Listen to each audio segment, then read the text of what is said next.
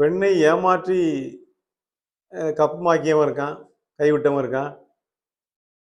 யோசிச்சு பாருங்க. ஏமாத்துறதுக்கு அழகை காட்டி ஏமாத்திருக்கான், பணத்தை காட்டி ஏமாத்திருக்கான், ஆசை காட்டி ஏமாத்திருக்கான். பல பெண்களை மணந்தவன் இருக்கான், எல்லா யோகிராஜ்களும் இருக்கான். அது வேற வேற ஐடியா பண்ணி அல்லது ஆபாசமான புகைப்படத்தை எடுத்து வச்சுக்கிட்டு மிரட்டி காரியம் சாதிப்பான். இல்ல பேசி அதை ரெக்கார்ட் பண்ணி வச்சுக்கிட்டு இப்படிலாம் பேசணும்ல அப்படின்னு காமிப்பா. இப்படி நிறைய இருக்கு. ஆனா ஒரு வய பண்ணியிருக்கான் பாருங்க. இப்ப வட இந்தியாவுல பாம்பை விட்டு கடிக்க விட்டுருவேன்னு பயங்காட்டி நிறைய பிள்ளைகளை கற்பழிச்சிருக்கான். அவன் ஒரு பாம்பு வளர்க்குறான்.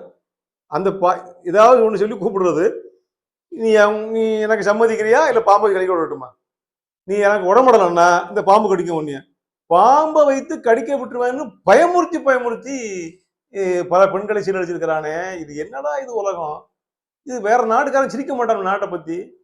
இது மனுஷங்க தான் வாழ்றானா? மக்கள் தொகை இவ்வளவு அதிகமா இருக்கிற நாட்டுல மனுஷன் இல்லையே, பாதி மக்கள் தொகைக்கு மேல மனுஷனா இருக்க மாதிரி தெரியலையே என்று அன்றாடம் செய்தி படிக்கும் போது சங்கடமா இருக்கு. அதை பத்தி பேசக்கூடாதுன்னு நினைக்கிறது. இது மாதிரி சம்பவங்களை பேசிதான் ஆகணும். ஏன்னா பல பேர் பேசி மீடியாக்கள்ல வந்தா தான் சில பேருக்கு அந்த உணர்வாவது வரும், அல்லது எச்சரிக்கை உணர்வு நம்ம பாதுகாப்பா இருந்துக்கிடணும். இப்ப பொழுதுபோக்கா இருக்கும்போது கொலை பண்றாங்களே, ஏன்டா கொலை பண்ண நேரம் போகல, கொலை பண்ணோம் தானே, எதுக்குடா கொலை பண்ண சும்மா இருந்து நேரம் போகல. 2.5 வயசு பிள்ளைய கழுத்து அறுத்துட்டான் ஐயா, எதுக்குன்னே தெரியல இன்னைக்கு வரைக்கும்.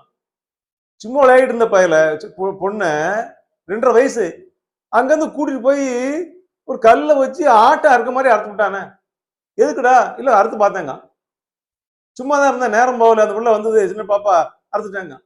நேரம் போகாம கொலை பண்ற நாடு இது. ரொம்ப கவனமா இருக்க வேண்டியிருக்கு.